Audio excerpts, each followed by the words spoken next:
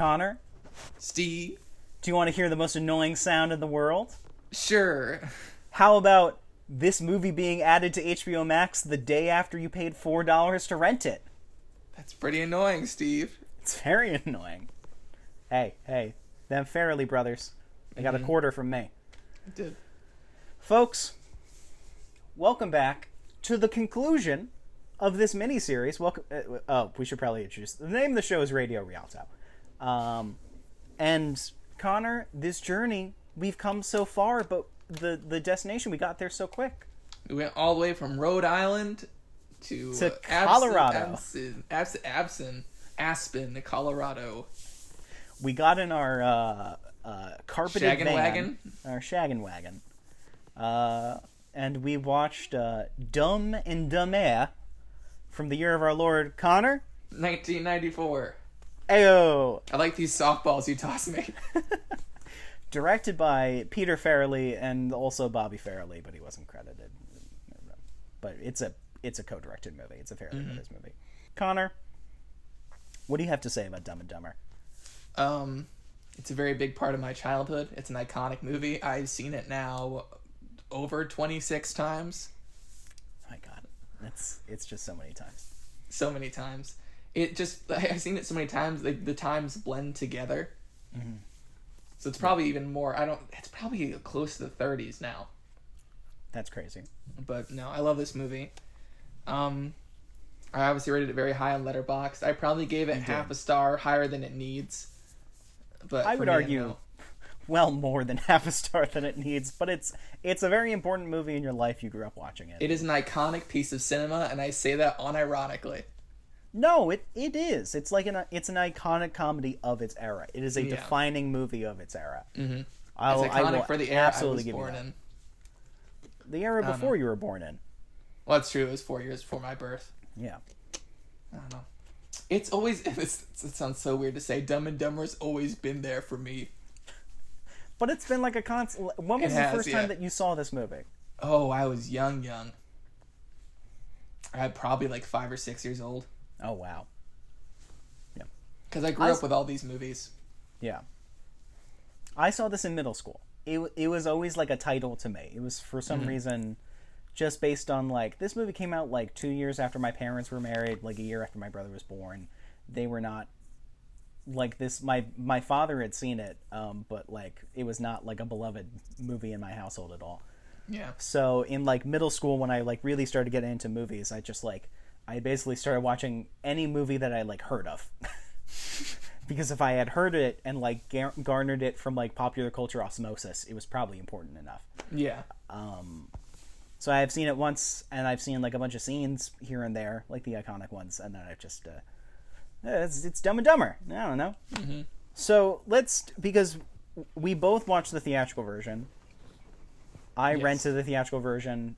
You watched the theatrical version on HBO Max, I'm assuming. Yeah. Because it's the only version that's on there. But the unrated version on home video, on DVD and Blu-ray, is the far more accessible cut. So that's the version you've seen way more. Yes. I've seen the unrated version one of the times I haven't seen the movie. Wow. Well, the other way around. I've seen that 25 how many times. This is the one time I've seen the regular theatrical cut of Dumb and Dumber, as far as I recall. So what are the major differences between the two? The big differences, and the one where I paused and thought I was going crazy, is the unrated version. You see Seabass spit on the burger. It doesn't cut away. You see the full like loogie go into the burger. Why did they cut that from the theatrical version? I don't know. But that was the one thing where I was like, in my head I was like, that's insane. You definitely see it. And then I realized, oh yeah, I'm watching the theatrical version.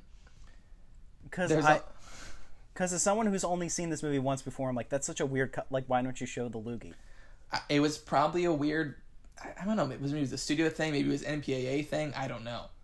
That would not change this from a PG-13 to an R on it. I don't know, dude. Someone had an issue with it somewhere that prompted a weird cut. And of all the Seabass things to cut, cutting the loogie. All right. What else is the big one? Which is a lot of it's just like individual like lines of jokes.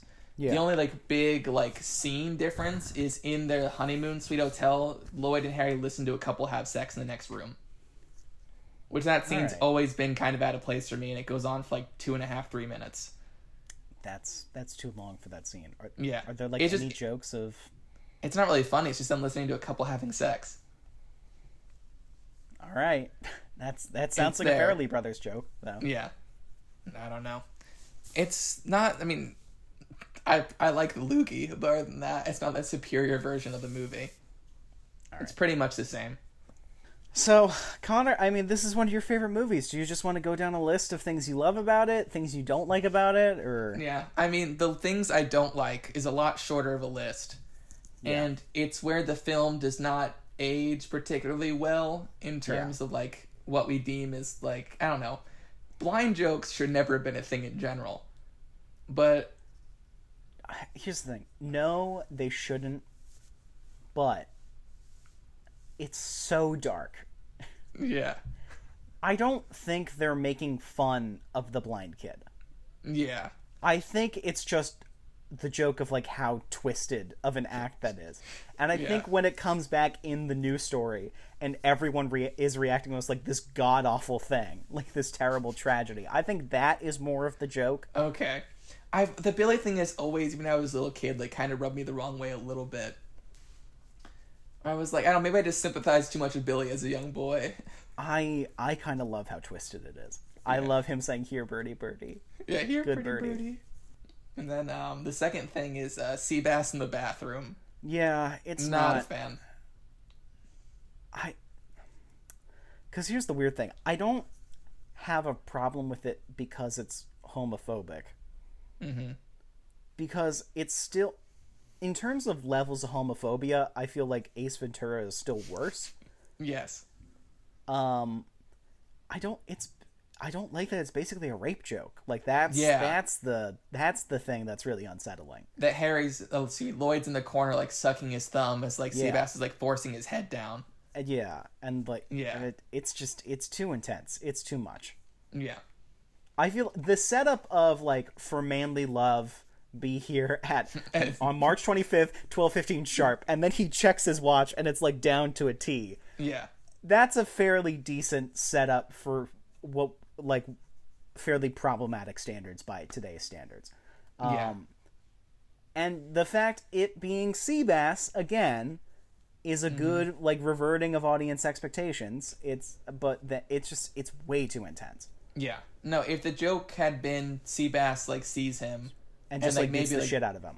Yeah, or like tries to, and then Harry knocks him out. Yeah. But the fact that he was going to literally rape Lloyd, is a little too much. It's too much. It's far too much. But no, those are the two things I do not like about Dumb and Dumber. Okay. Do you have any other negatives you want to speak about, Steve? What didn't work for you? Specific. This movie's fine. It's fine. I'm not a big like gross out humor person. Yeah. And this is very much, I mean, it's more than that, but at its heart, it's like a poop and fart comedy. Yes. And that's just, it's not my favorite type of humor at all. Yeah. It is the height of, like, poop and fart comedy, I will say. I would probably agree with that, yeah. The broken toilet joke is so childish and stupid, but I love it so much. Here's the thing. Because I started this on Wednesday night, and I passed out, and I finished it yesterday on Thursday. So I was finishing, and I asked my dad, I was like, do you mind if I watch Dumb or Dumber while you're in the room? And he's like, I haven't seen it in years, but sure, yeah. So I watched, like, the last hour with my dad. And Jeff Daniels on the toilet. Excuse me. The entire, like, minute that he's taking the worst shit in the world. Dead silence from me and my father. And then he opens the window and tries to air it out. That is what makes that joke funny. That little motion is just beautiful. Absolutely gorgeous. I have a lot more talking points and positives, oddly enough, because I love the entire movie. Let's just run through your talking points, and if I have anything to say, I'll chime in. So I've seen this movie dozens of times, like I said. Yeah. This is the first time I noticed the opening credits are misspelled. It took me until like towards the end of the credits that before it was like produced. Yeah. Like two of no, those. I noticed on wrote by, and then I like went back and looked at them. That's good. See a little bit of fun piece of trivia for you guys. Karen Duffy, who plays J.P. Shea in this movie, also played a character named Shay in Blank Check, also in the year 1994.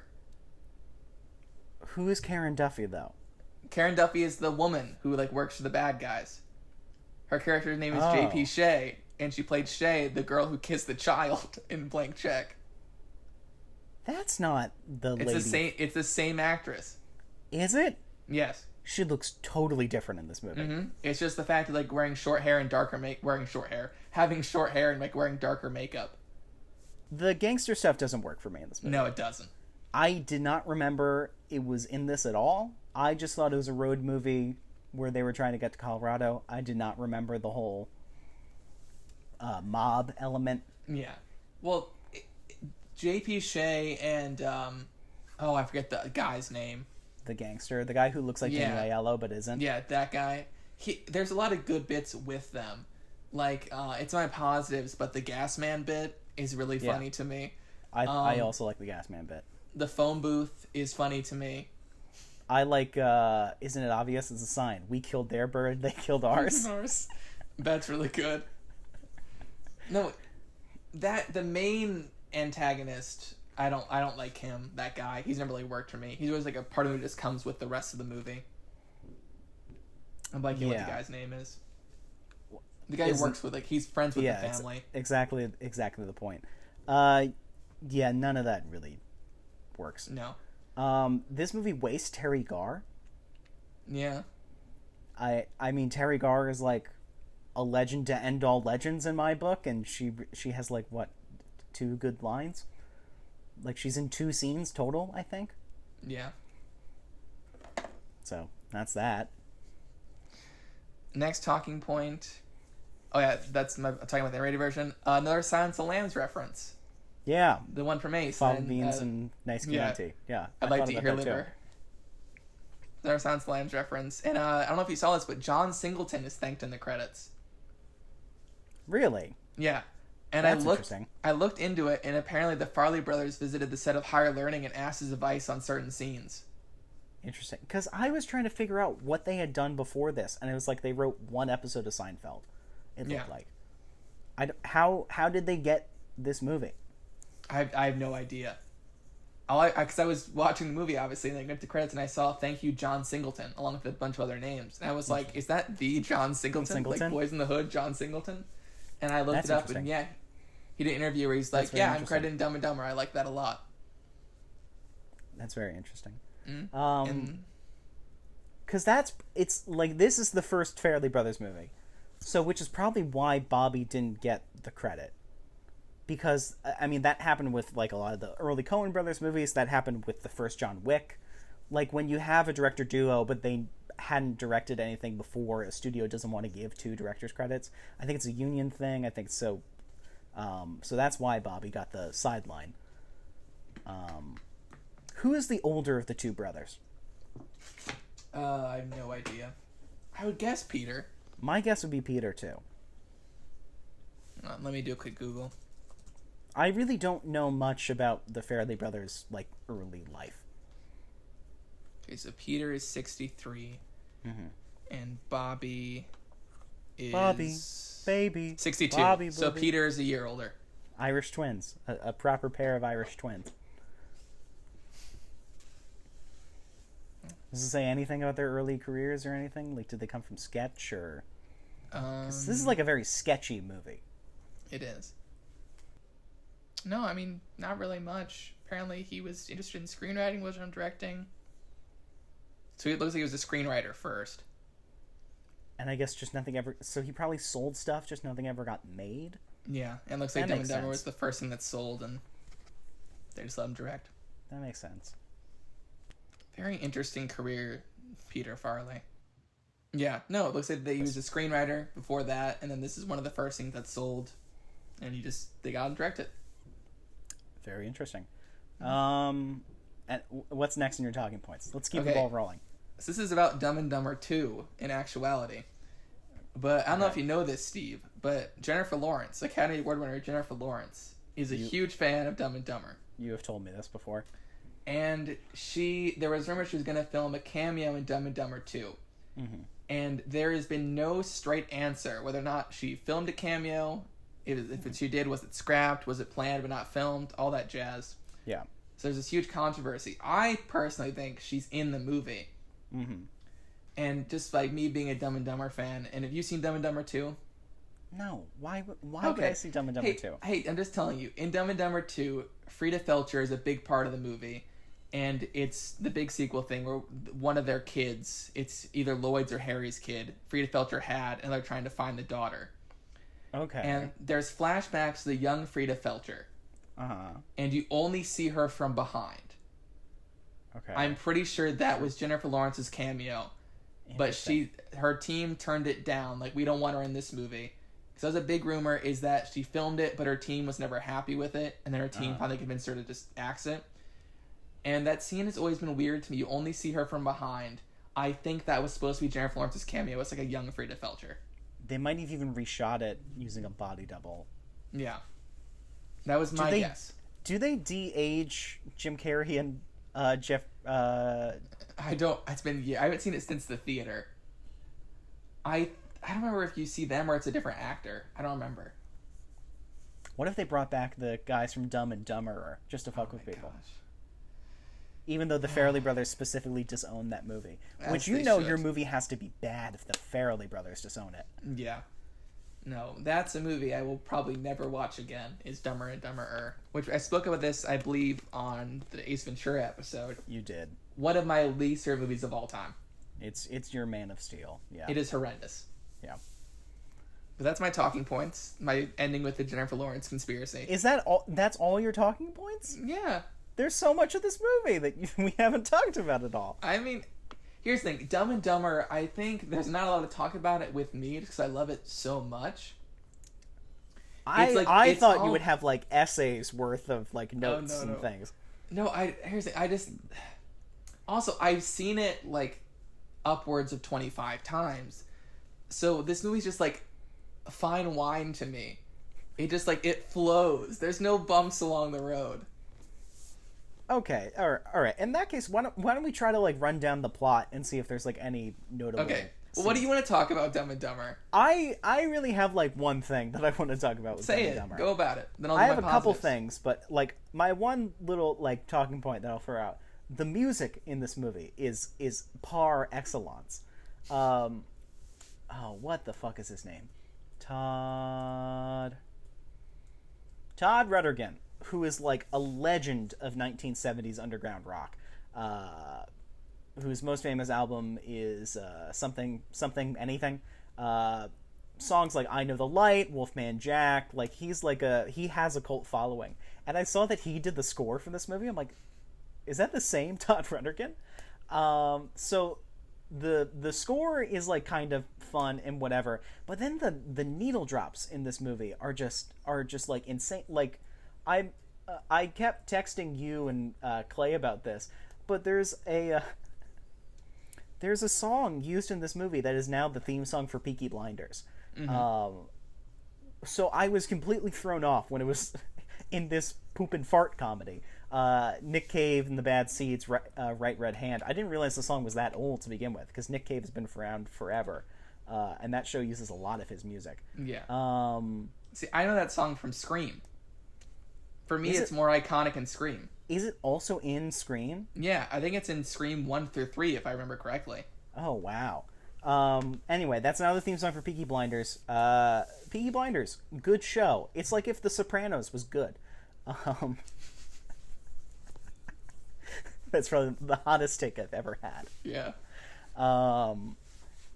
Yeah, like XTC has a song in here, Peter Pumpkinhead. I mean, there's just like the I was not expecting the soundtrack to be like this hip for this goofy Peter Farrelly Brothers movie. So I don't know if Todd Rundgren like also played like music supervisor at all, or that just speaks to the Farrelly Brothers music taste, where like we want this cool guy that we listened to in high school, and then also these songs that we're listening to now. I don't know what's the story there. It's probably the thing where it's like, we're finally making a movie. In case we never get to make another one, let's lurk with people we like.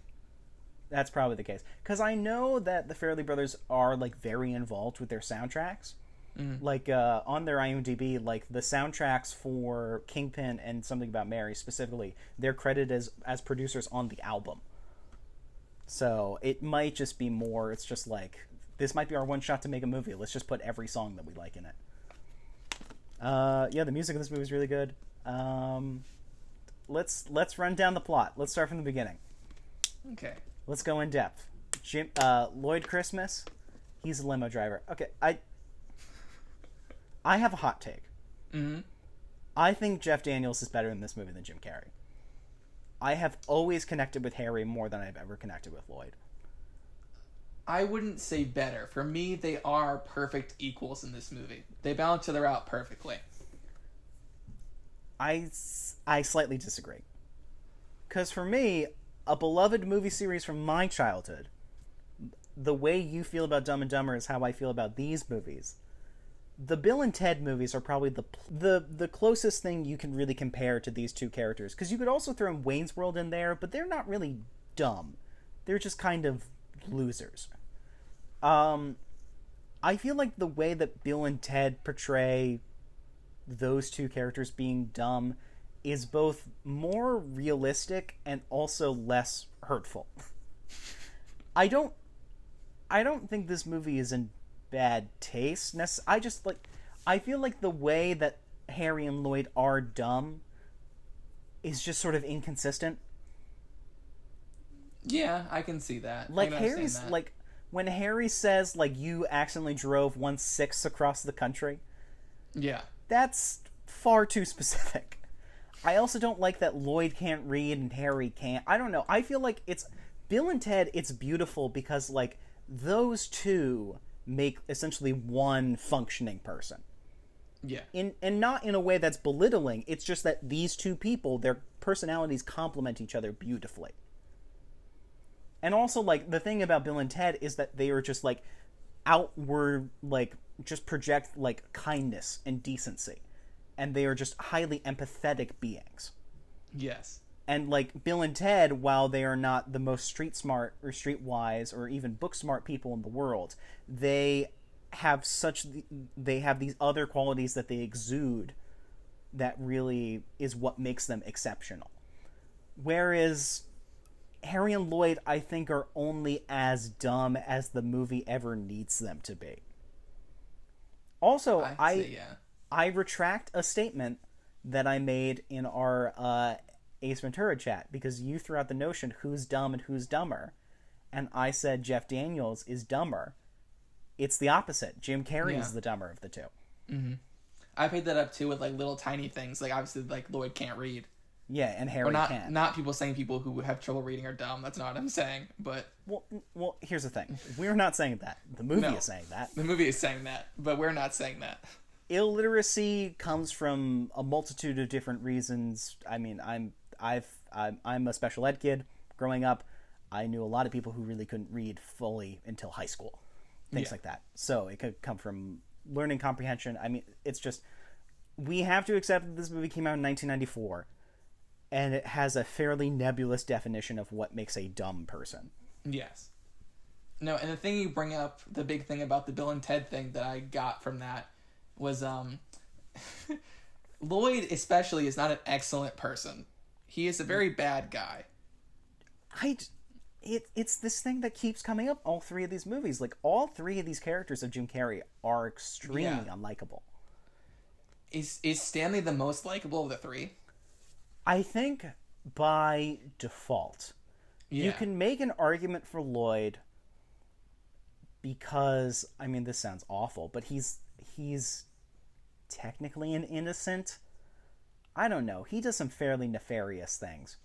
The thing is, obviously, I love Lloyd Christmas with all my heart, but I still recognize that, you know, he's not, because obviously, like you said, he sells the parakeet to Pete, was the blanket's name Billy? I don't know. Well, he sells a dead bird with its head taped on. The parrot is called Petey. It's Petey the parrot's Petey, yeah. He sells a dead bird that's head attached with scotch tape to this blind child who lives in his building. Yeah. He actively, like, here's the thing, obviously, like, Harry shouldn't have done anything with Mary in the first place, but he actively, like, sabotaged his friend by pouring, like, a bottle of laxative into his tea. Yeah. He tells the guy to shoot Harry. It's a funny joke. It's a funny joke.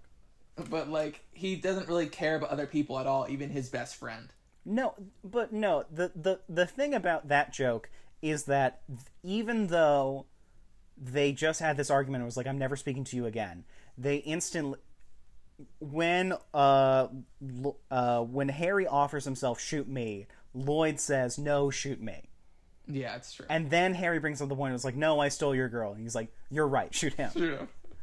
Oh, it's... And that Lloyd bit, at least does make the offer. Yes, he does. No, and they'd be like, what if they shot you in the face? And he was like, what if they shot me in the face? In the face. I was like, that was a risk we were prepared to take. It's so good. Harry, you're alive, and a terrible shot. That's a good bit. This might be the pettiest of complaints. Mm-hmm. Jeff Daniels looks more like a Lloyd, and Jim Carrey looks more like a Harry. I guess, maybe. I look at Jim Carrey, I'm like, that looks like a Harry, and I look at Jeff Daniels, and I'm like, that looks like a Lloyd. I can't explain it. It's a dumb personal preference. I don't know. I can see that. I feel like Jeff Daniels because Harry is more henpecked, and he's sort of dragged along on this adventure because he wants to support his friend. Mm-hmm. And also he has nothing better going on. That I think it inherently makes him more likable. Also, Jeff Daniels just exudes charm. Also, with the big floppy hair, he looks like a golden retriever. Mm-hmm. Like, there is something more endearing about him, to the point when, what's the, Mary? Yeah, Is that Lauren Holly's character? Like, when they're on the little ski rendezvous, and I'm like, this is actually, like, nice and sweet. Whereas for Lloyd, she is more of an object of desire. Yes. No, for Lloyd, it's completely like he thinks he loves her, but it's really a sexual thing. With Harry, it is a thing where he actually likes spending time with her and knows her as a person. I mean, they say it's sexual, but it's just more like to the point where it was like, I want to make love to you like a schoolboy. But it's more like infatuation. I feel like he is just like her presence and the idea of her. Yeah. There's also, I like it's not a dream sequence stuff where he kills the guy in the restaurant, but also it's him just hanging with her family. Yeah. It's a place where he's finally accepted, and they're laughing at his jokes and not at him. Yeah. There is some sweetness there. I do take that back. There is some sweetness to his that feelings for Mary. And there's sweetness to him in general. Yes. But there's also a nastiness, which I feel like Harry does not have. No. Like, to the point where he's like, I'm going to throw the briefcase into the water. He's not doing it to hurt Lloyd. He's just like, this has brought nothing but terrible things to us, and we'd be better off if we just went home. Yeah. He's more looking out for the well-being of the two of them. Because at this point, if they lose each other, who do they have in the world? They don't have family. Exactly. They don't have any other friends. They still got worms, though. They do have the worms. We should watch Dumb and Dumber 2. I'm never gonna watch Dumb and Dumber 2. I feel like rule of thumb, with rare exceptions, the Farrellys are not for me. Yes. I like Kingpin. I'm not big about Something About Mary. All I know about Something About Mary is that Ben Stiller gets his scrotum stuck in the zipper. I don't think it's a scrotum. I think it's the head of his penis. Oh. I saw that at 10, and I was mortified by it. Yeah, that's a nightmare. Yeah, the idea of it, to this day, it haunts me. Are there any bits that you want to talk about? Any jokes in particular? I mean, this whole movie pretty much works for me, with the exception of the two things talked about with the bird and Seabass in the bathroom. Yeah. The one that I have specifically written down is when Harry's it's Lloyd looking at the peephole. No, it's Harry looking at the peephole. And he says there's two of them. One of them has a gun. And Lloyd's like, did you forget to pay the gas bill? I like that bit. I like that bit. That gets me every time. And there it comes back with Gas Man. Gas Man. I like the bit with not Danny Aiello in the car in the diner. I think them killing him with cyanide's a little too much. Yeah. I feel like if it was just the ulcers and just the heat would be too much, I feel like that would be enough. The rat poison is a little bit too much, yeah. Yeah. The most annoying sound in the world, that was improv. which I love, and you can that see sounds right. Jeff Bridges lose it in the wide, which I think is funny. Imagine if Jeff Bridges was in this movie. Oh, sorry, That'd be Jeff crazy. Daniels. Oh, Jeff Bridges would be wild. I almost did it earlier. Well, you know what's funny is when I was watching the movie and I wrote down that note and I say Jeff Daniels loses it in the wide, I'm going to say Bridges. Yeah. I knew it 2 days ago that I was going to say Bridges. Yeah. But no, Jeff Bridges in this would have been a wild time. Had Lebowski happened yet? Lebowski wouldn't be for another 4 years. Okay. I'm terrible with movie release dates. I'm garbage with it. I think this would be like a little after like Fisher King and stuff. Yeah, so fresh off his Academy Award nomination for Fisher King. Fisher King, yeah. I mean, I just love this movie. There's not much positive. It's positive like Jim Carrey and Jeff Daniels. Oh, another thing, the chipped tooth. Yeah. Carrey actually chipped his tooth years ago, and he just took out the cap for the movie. I like that. I was wondering about that. Yeah. Do you know about Tom Cruise in The Outsiders? Where he got did he get his teeth like more messed up for The Outsiders? Is that what it was? Like he put a gap in them? He got dental surgery to put a gap in his teeth for The Outsiders. That's right. Which is why if you look at his teeth now, he has like one tooth like in the center. It's like a weird, the front of his teeth are not aligned at all. Mm-hmm. No, actors, Shia LaBeouf pulling out his tooth for Fury. Yeah. Actors, Robert De Niro filing down his teeth for Cape Fear. People are just nuts. The Jim Carrey one's reasonable, and it actually adds some. Because he actually had a chipped tooth, and it's like boop instead of like having dental surgery or pulling out your tooth with a pair of pliers. We disagree on this in terms like method acting, and you oftentimes think it's ridiculous in certain cases, or it just goes too far. I don't think it's ridiculous. I feel like it's highly self-serving. Yeah, and often is distracting to the actual performance. Yes, I don't want to get into acting theory. But I prefer the method. The modern version of method is an exaggerated, mutated version of the Stanislavski method, which is based in sense memory and like developing backstory for your character, etc., etc., etc. I personally don't like the Stanislavski method, and I prefer Meisner, which is more about repetition and knowing the material backwards and forwards, and from that you can be in the moment. Mm-hmm. That's a personal thing as someone who grew up doing theater and as a director in my own right. Yeah. But continue with what you're about to say. Well, I was saying this is one of the times where it's like adds something to the character and it's a very minimal step that I think that's a lot instead of like people who would go ridiculous levels that don't really add much to a character. Simply with him removing a tooth. Yeah. But I don't think that's even method. I think that I don't think it's method. I'm comparing like changing your body in some way to fit a character. Yeah. Usually that comes like with the method realm, like the Christian Bale's losing like 60 pounds for The Machinist and things like that. Yeah. And honestly, he already had a chipped tooth. He didn't chip his own tooth. Yeah. But I think this is a physical thing that you decide as part of your character and just like, okay, that's just who it is. But yeah, I think adds a lot to who Lloyd is. That definitely adds to his performance because now there's a visible space and he can feel that and he can feel like air going through that and that like affects the way he delivers lines and stuff. Mm-hmm. There is value to like body modification to things like even if someone just like dyed their hair for a role or whatever, that does change the way you perceive your own body. There is value to it. It's just like the Daniel Day-Lewis's and the Christian Bale's the world. It's like for me, it feels more gimmicky than anything else. Yeah, the Gosling once where he got fired. Yeah, which I feel like Gosling has realized like that's not working from him and has like veered away from that. Yeah, I just feel like people celebrate all these.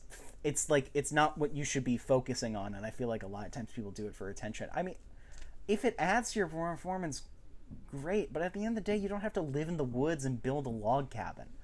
For a movie that's not even that good. I'm referring to The Crucible right here. Okay. I knew it was Daniel Day-Lewis. I just was like searching my brain for what you were talking about. Yeah. But also I was thinking just Last of the Mohicans for a second. He did something similar for Last of the Mohicans, but there was a thing with The Crucible because John Proctor is a contractor. Like he built like log cabins. He also didn't bathe for like 3 weeks, right? Which is like, fucking take a bath, Daniel. I don't... Hashtag take a bath, Daniel. But there's ways to do method and also just, like, remain a normal person. Like, that was the thing that people keep talking about with Heath Ledger's Joker. Like, in the moment, he would be in it, and then, you know, in between takes, he needed to take a break. Like, you need to remove yourself to a certain extent for the sake of your health.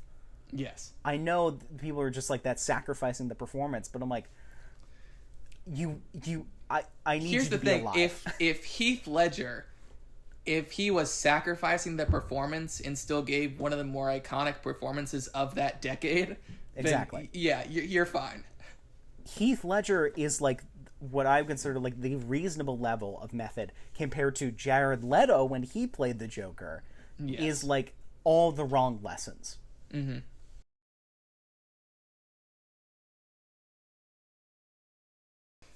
I don't like that his name is Lloyd Christmas and Harry's name is only Harry Dunn. Yeah. I guess it'd be a little too much if they both had insane names. Mm-hmm. Harry Valentine would have been good. I don't know. Maybe if the movie was just dumb. If it was just called Dumb. If it was just one dumb guy, like a crazy name like Lloyd Christmas would be more palatable. Because Lloyd Christmas is like a fun name. It is, yeah. Ace Ventura, Stanley Ipkiss, and Stanley Lloyd Ipkiss Christmas. and Lloyd Christmas, yeah. Ryan, if you would have asked, I would have not thought Dumb and Dumber was one of our shorter episodes. I mean, what else do we have to say about the movie? I feel like we should talk about a couple more things. I like the visual gag of them on the scooter. That image is inherently amusing. Yes. I gotta reframe here. Yes, when he's saying I get 70 miles to the gallon on this hog, yes. That's a very good bit. And I just like the way he delivers that line. Where he's like, I traded a boy in town for it, straight up. And also, the build-up when Jeff Daniels is saying, just when I thought you couldn't get any dumber, you go ahead and redeem yourself fully like this. Yeah, it's so good. I wish they were dumber. Yeah. It's the thing I was saying. I feel like they play a little too fast and loose of how dumb they are, and I think it depends from scene to scene. I really like the scene in the bar with the FBI agent, and it's this beautiful woman, and he's just not into her at all, and he's just like, oh my god, she won't shut up. It's just the bottles keep filling up. The bartender, who's also very funny in that scene. Yeah. He apparently is in like almost every Farrelly Brother movie. Oh, is he? So I feel like they just had a good experience with him on this movie, and they just kept putting him in stuff. No, the great line was like, "Oh, Mary Swanson, she comes in here all the time," and he gets very defensive. What is that supposed to mean? He's like, "She has dinner." I don't know. Are there any good? There's a couple times that I chuckled and stuff. Are there any good lines that stand out to you? Another improv line in that scene is "We landed on the moon." Yes. As he leaves, yes, that was improv. Funny. We did it! We landed on the moon! I don't know, Most Nights in the World is funny. My dad loves the scene with the cop, where he drinks the pee. He loves Grandpa's cough medicine. That line gets my dad every single time. That's a thing where it's like, I'm not into gross out humor, but the structure of that scene is funny. Yeah. Pumpkin pie haircut, is that what he calls them? You pumpkin pie haircutted freak, which is such a I don't know what the fuck that means. It's just the bowl cut. Yeah. I like the beauty montage. Yes, Pretty Woman. I mean, it's probably like the most cliched out of any joke but it works. I mean, yes, it is. The best one is when their hair is like perfectly coiffed and everything, and they have the hairstylist, and they look at each other and they like instantly undo it. Yeah. That's a fun You don't like the thing with the toenails? The sparks flying everywhere? I hate that. It's the worst part of the movie. It's the worst joke. It's just, it's not a bad joke. Here's the thing. To the point where they have to get out like the industrial buffer, that is funny, but just the image of those toenails, it just, ugh.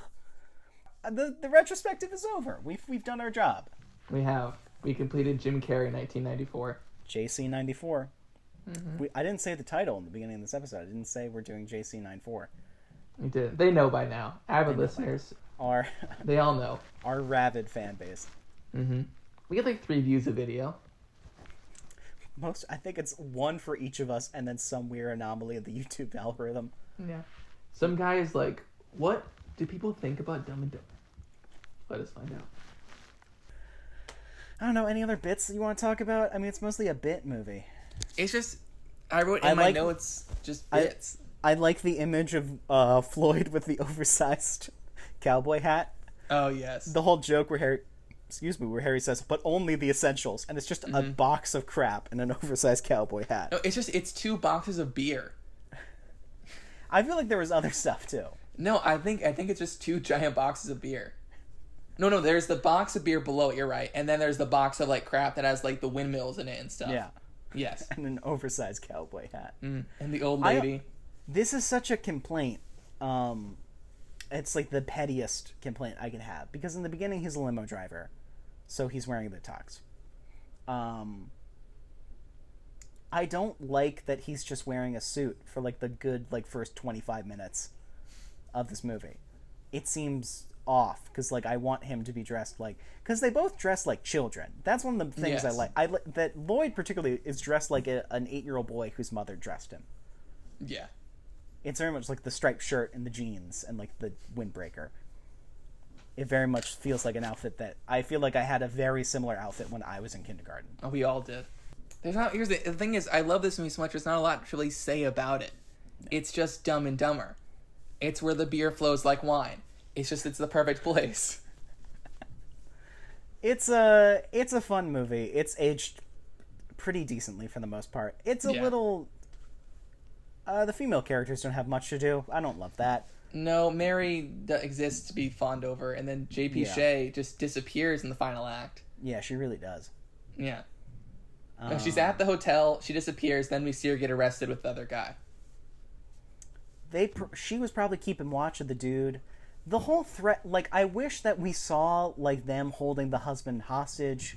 Yeah. Like, that we cared about the husband at all. There's deleted scenes of the husband. There's a deleted scene where, like, he says he's sore. That's because they kept him locked in a trunk.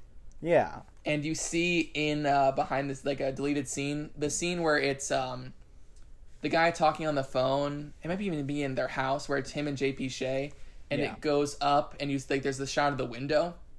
Mm-hmm. You know what I'm talking about? Yeah. That cuts right before you see a little thing in the corner of the frame. That scene was supposed to go longer, and you see the guy in the trunk, like, scooting along the ice, trying to get away. Mm-hmm. But they cut that.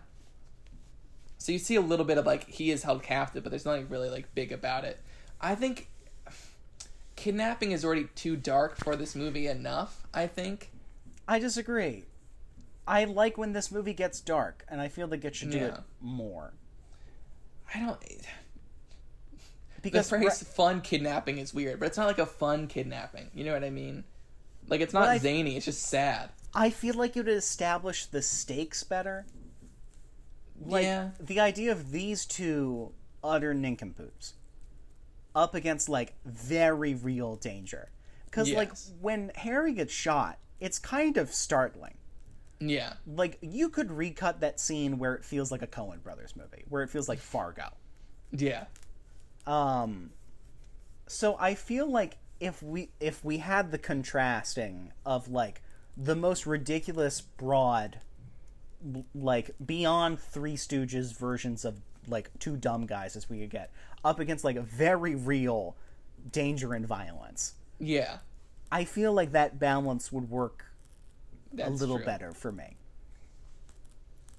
Because as of right now, like, the mob threat just feels kind of flaccid. Yeah. In a way, like, even more so than because the mask, I always felt like Stanley's in danger. Because, like, like we were talking about, it was like, Dorian is scary, and we know why Dorian feels threatened, because that scene with the golf club is, like, legitimately scary. Yeah.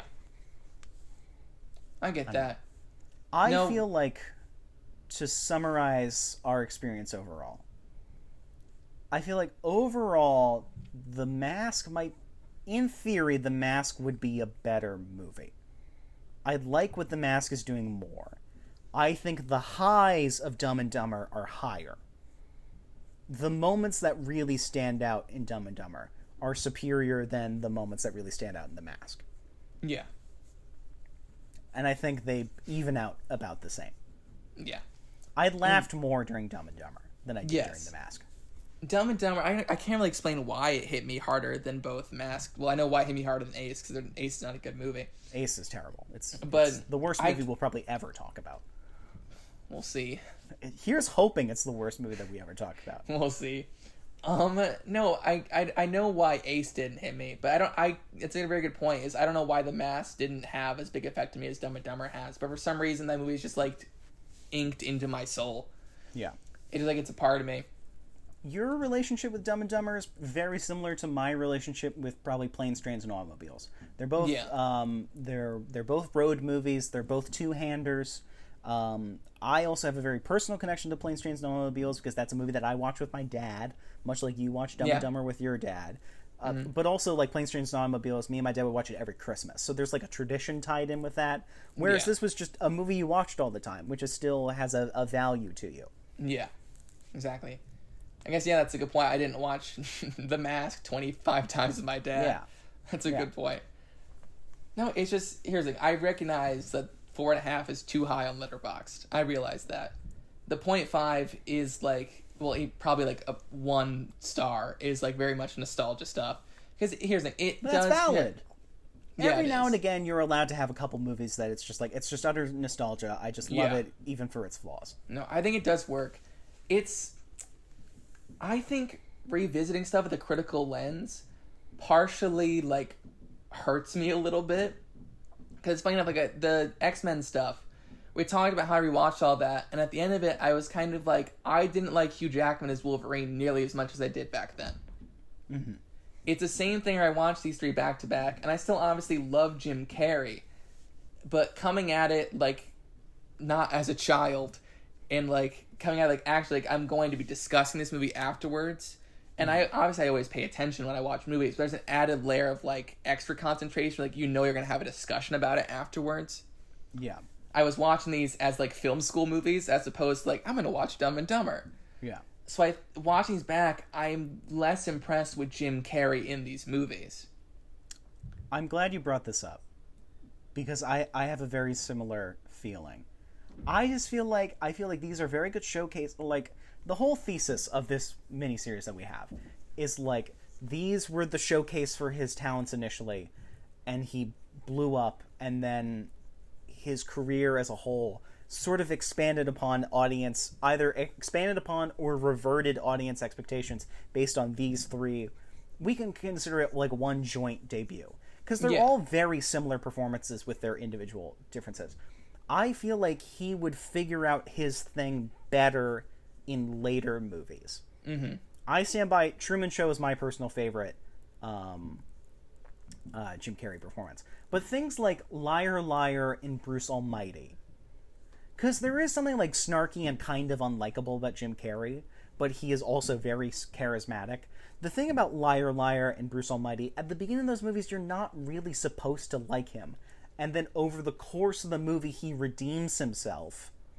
Yeah. And that's sort of... And by the end of it, we like him a lot more because he's proven himself to be a better person. He has, like, an edge to him, like a snarkiness to him. A sort of other outside-the-world Bugs Bunny quality to him. Whereas I feel like these 3 movies in particular want you to love Jim Carrey from the get-go. But there are these little moments that just don't sit quite right. So I think, like, filmmakers, once they figured out what the Jim Carrey persona was, figured out ways to balance that sort of dichotomy better later.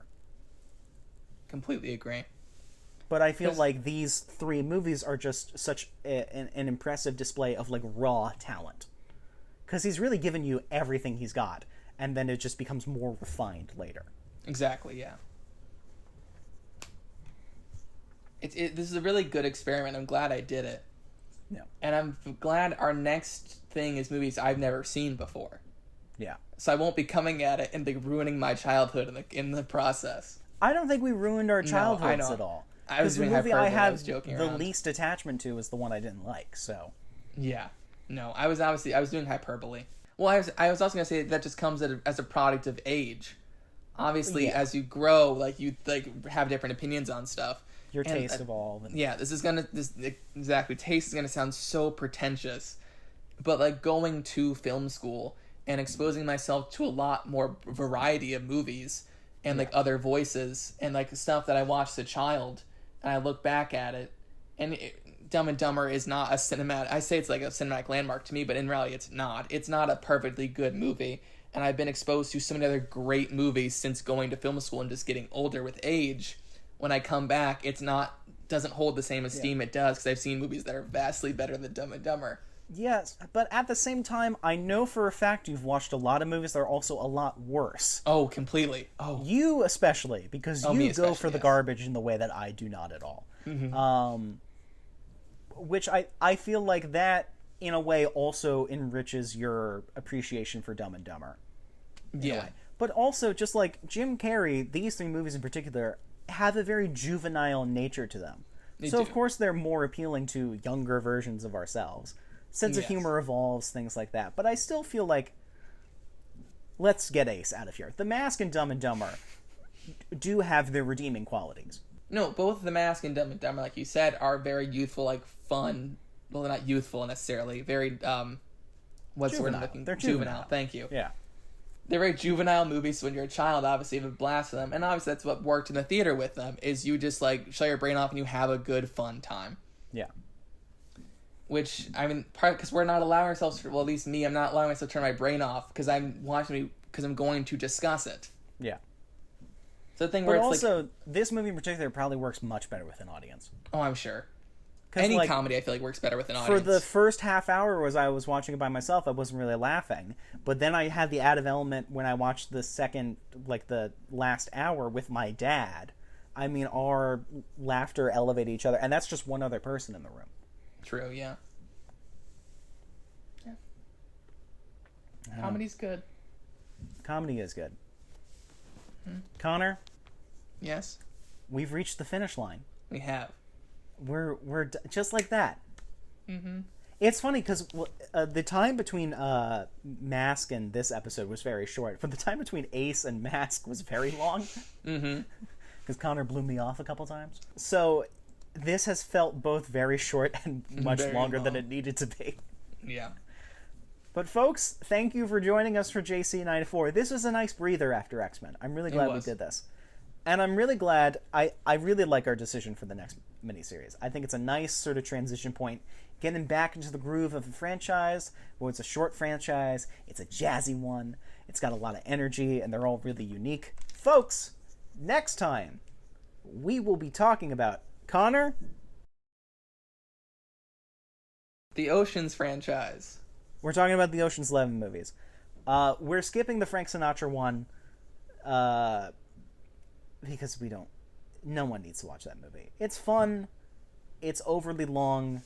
I'll talk about it when we talk about Ocean's 11, but we're going to stick with the Steven Soderbergh trilogy and then ironically, the sister film of the franchise, Ocean's 8. It's Gary Marshall, right? Gary Fox. Gary Ross. Gary Ross. You were both wrong. Gary Marshall is Pretty Woman. Yeah, I know him from Mother's Day and Valentine's Day and those movies. Yeah. But yeah. No, Gary Ross. Yes. I love all these movies. I'm a heist film fanatic. Mm-hmm. These movies are so fucking fun. I am so excited to talk about them. I'm excited for you to see them for the first time and to see your reactions in real time. I have seen, I believe, like 10 minutes of 11. Whatever one has Bernie Mac in like the interrogation room. That's either 11 or 13. I'm pretty sure it's 11. Yes, I've seen like 10 minutes. I've seen him in that scene in that movie. Great scene. Yeah. Bernie Mac. R.I.P. Love that. We just lost Carl Reiner too. That's a sad thing. Yeah. But we get to talk about one really good performance and like two very charming performances from him. Connor, I'm so excited. It's like a nice summary series too. Mm-hmm. And they all have their own flavor. Ugh, I'm so excited. I'm excited to just watch. Well, I'm excited to watch movies in general, but also more Soderbergh. I'm very excited about more Soderbergh. Even when it's not a good thing, it's always a good thing. Mm-hmm. Even when it's haywire, it's still a good thing. Yeah. I was talking more about like the Laundromat, but okay. Oh, I haven't seen the Laundromat because I've heard it was not good. It's not. It's very uneven at best. The thing is Soderbergh is he's never terrible. No. even when Soderbergh is bad, he's like, that was bad, but it's still Soderbergh. Like, I still liked it. It's always at least interesting. Yeah. He's an interesting guy. Like, Soderbergh, I don't think is capable of making, like, a 0.5 star. Yeah. He's an interesting, unproblematic person. Yeah. Which is something that is very rare and should be appreciated. Yes, exactly. Well, Steve, thank you for going on this quest with me. Both of these quests so far. Thank you for going on the quest. I'm very happy that you suggested this. I think it's a nice reprieve from what we had, especially like Logan and Dark Phoenix. I mean, that was such a dour way to end that last series. So, folks, join us next time when we'll be talking about Steven Soderbergh's Ocean's 11 from the year of our Lord 2001. And Connor, good morning. And in case if I don't see you, good afternoon. Good evening. And good night. Testing. This is the most annoying sound in the world. All right, I'm getting good levels. Lawes?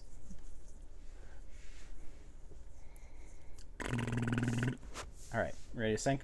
Yeah. Ready? When I say go.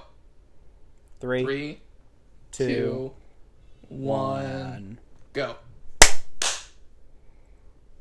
For me, it was synced perfectly, but that means it was off, probably. Do you want to do it one more time, just in case? You count this time. 3, 2, 1, go. That was close. I accounted for you being a little bit behind on my screen, so I went a little early. Hopefully that works out. That was pretty close, because you were just a little after me, so... Okay, so probably good. Yeah. All right. That is a white woman.